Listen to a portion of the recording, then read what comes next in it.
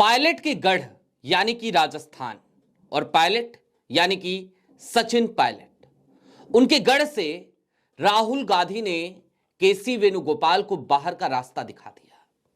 कह दिया यहां आपकी जरूरत नहीं है। केसी वेणुगोपाल यानी कि कांग्रेस के संगठन महासचिव और राजस्थान, जहां पर जिला अध्यक्षों की सूची तैयार की जा रही है, वहां पर अब किसकी चल रही है? जिला अध्यक्षों की सूची में आखिरकार वो कौन से नाम हैं? जयपुर को लेकर कौन सा घमासान मचा हुआ था? और इन सब के बीच सबसे बड़ी बात ये कि आज की तारीख में केसी वेणुगोपाल को क्या कांग्रेस हाशिए पर डालने जा रही है, कांग्रेस या फिर कि राहुल गांधी? इन सारे सवालों का जवाब आज तलाशने की कोशिश करेंगे। नमस्कार, मैं स्वप्निल और आप मुद्दा देख रहे हैं। दोस्तों, आगे बढ़ें उससे पहले वही छोटी सी अपील। मुद्दा इन दिनों एक गंभीर आर्थिक संकट से जूझ रहा है।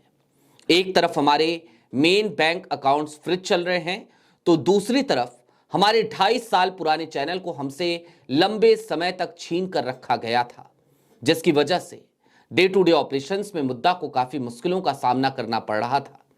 आज की तारीख में डे टू डे ऑपरेशंस में हमें लगातार इन समस्याओं से जूझना पड़ रहा है। ऐसे में आपसे गुजारिश है, यदि आप चाहें, यदि आप सक्षम हो, तो स्क्रीन पर दिख रहे क्यूआर कोड या फिर के नीचे दिख रहे यूपीआई नंबर के जरिए मुद्दा की छोटी छोटी मदद जरूर कीजिएगा। आगे बढ़ते हैं, खबर की तरफ चलते हैं और आपकी स्क्रीन पर सबसे पहले एक खबर है। राजस्थान के लोकल पोर्टल की यह खबर आपको बताती है, कांग्रेस में जिला अध्यक्षों की सूची का इंतजार, 48 नामों की संभावना। लेकिन खबर महज इस हेडलाइन तक सीमित नहीं है। दरअसल जिन 48 नामों की संभावनाएं जताई गई और राजस्थान में जिला अध्यक्षों की जो सूची तैयार हुई, यह सूची यूं तो कांग्रेस में पहले तैयार की गई पर्यवेक्षकों को भेजने के बाद, पर्यवेक्षकों के जरिए, और उसके बाद क्या हुआ जानते हैं? यह सूची राहुल गांधी ने अपने पास मंगा ली। कायदे से इस सूची पर केसी वेणुगोपाल के हस्ताक्षर होकर अब तक यह सूची जारी हो जानी चाहिए थी। अभी तक यही होता रहा है। कांग्रेस में केसी वेणुगोपाल के 6 साल के कार्यकाल के दरमियान लगातार यही पद्धति अपनाई गई है। लेकिन ऐसा पहली बार हो रहा है जब देश के नेता प्रतिपक्ष और कांग्रेस के सांसद, उन्होंने यह सूची अपने पास मंगा ली, कांग्रेस ने यह सूची उनको भेज दी। इस खबर के विस्तार में जाइएगा तो आपको पता चलेगा कि राजस्थान कांग्रेस में 50 जिला अध्यक्षों के चयन की सूची जारी होने का बेसब्री से इंतजार बना हुआ है। सूची पर राहुल गांधी की अंतिम मुहर लगने के बाद इस महीने में यह सूची जारी होने की संभावना जताई जा रही है। अंतिम मुहर अब तक राहुल गांधी की नहीं लगा करती थी। अंतिम मुहर अब तक केसी वेणुगोपाल की ही लग जाया करती थी। उसके बाद सीधे तौर पर एक लेटर जारी हो जाया करता था कि केसी वेणुगोपाल साहब के हस्ताक्षर के साथ कि माननीय राष्ट्रीय अध्यक्ष ने यानी कि मल्लिकार्जुन खड़गे ने इस सूची को मनोनीत कर दिया है। लेकिन इस बार ऐसा नहीं हो रहा। कांग्रेस के गलियारों में चर्चा है कि केंद्रीय पर्यवेक्षकों की रिपोर्ट पर दिल्ली में सभी स्तर पर मंथन होने के बाद सूची को फाइनल कर लिया गया है। कांग्रेस ने यह सूची नेता प्रतिपक्ष राहुल गांधी के पास भिजवा दी है। राहुल गांधी की मुहर लगते ही 48 नामों की सूची जारी कर दी जाएगी। अब आप कहेंगे राजस्थान में 50 जिले हैं, 48 ही क्यों? अब देखिए, वहां पर भी राहुल गांधी की स्ट्रेटजी 2 जिलों में यानी कि बारां और झालवाड़, वहां पे केंद्रीय पर्यवेक्षक पहुंच ही नहीं पाए थे। इसलिए इन 2 जिलों में केंद्रीय पर्यवेक्षकों के दौरे के बाद तैयार रिपोर्ट पर फैसला लेकर जिला अध्यक्ष चुने जाएंगे। राहुल गांधी की पहल पर कांग्रेस ने इस बार संगठन सृजन अभियान के तहत जिला अध्यक्षों के चयन की कवायद की है, जिसमें किसी वरिष्ठ नेता के सिफारिश, दबाव और चहेतों को मौका देने की जगह जिले में धरातल पर सक्रिय और लोगों के बीच लोकप्रिय कार्यकर्ताओं को इस पद पर मौका देना तय किया गया है। और ये सभी जिला अध्यक्ष राहुल गांधी से संवाद के लिए सीधे तौर पर जोड़े जाएंगे।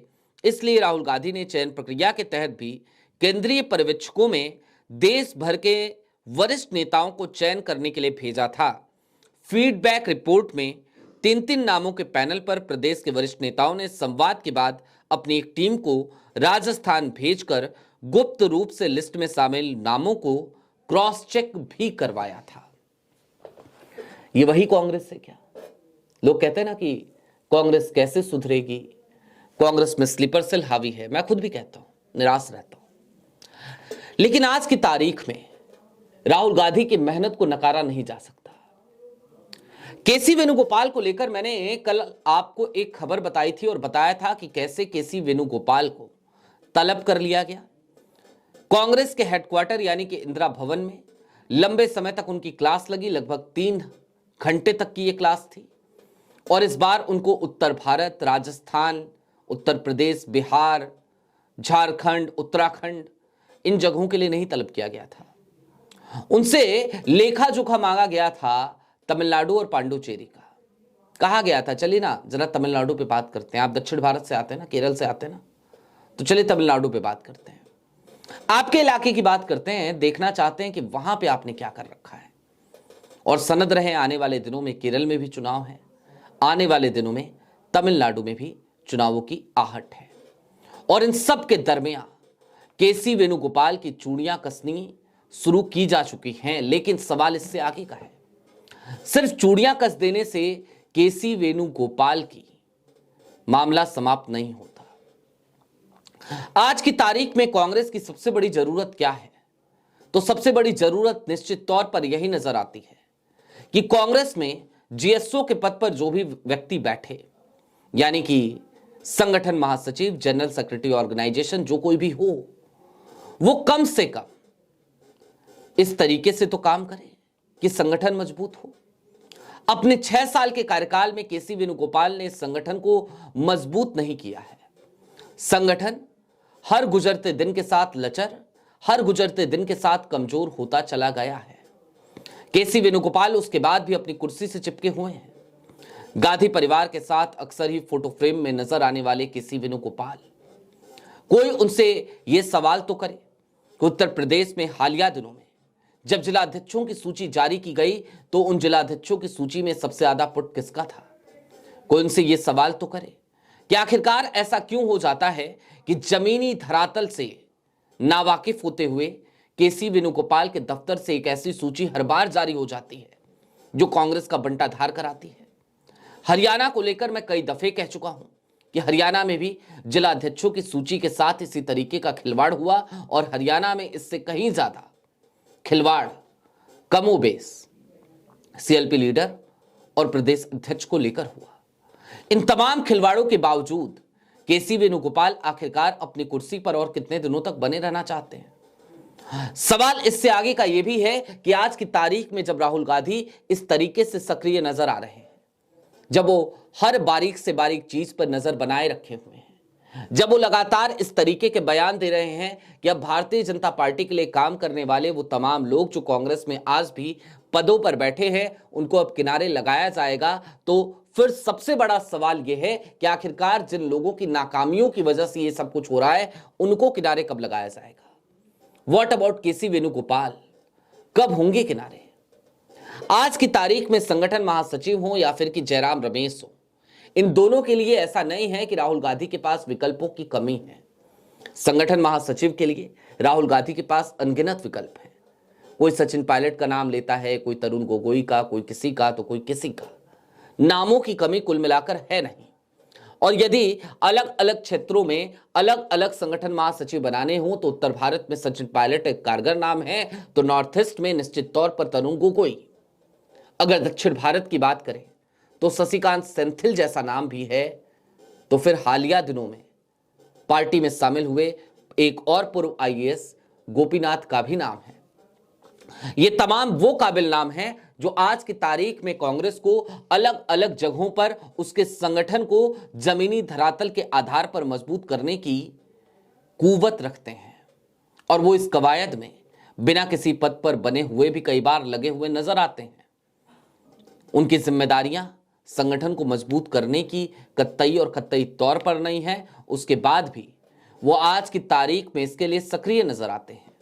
इन सब के बावजूद केसी वेणुगोपाल वो आज की तारीख में कांग्रेस कार्यकर्ताओं की नजर में सबसे बड़ा कांटा है।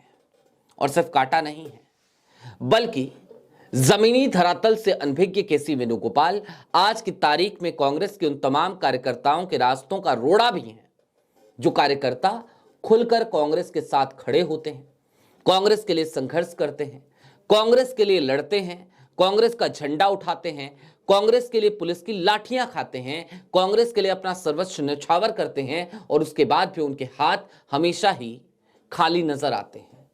लिहाजा आज की तारीख में जब राहुल गांधी ने केसी वेणुगोपाल की चूड़ियां टाइट करनी शुरू करी हैं, जब उन्होंने पायलट यानी सचिन पायलट के गढ़ से केसी वेणुगोपाल को बाहर का रास्ता दिखा दिया है, तो फिर उम्मीदें और ज्यादा उन तमाम कार्यकर्ताओं की बढ़ गई हैं जो कांग्रेस को फलता फूलता पुष्पित और पल्लवित होता देखना चाहते हैं।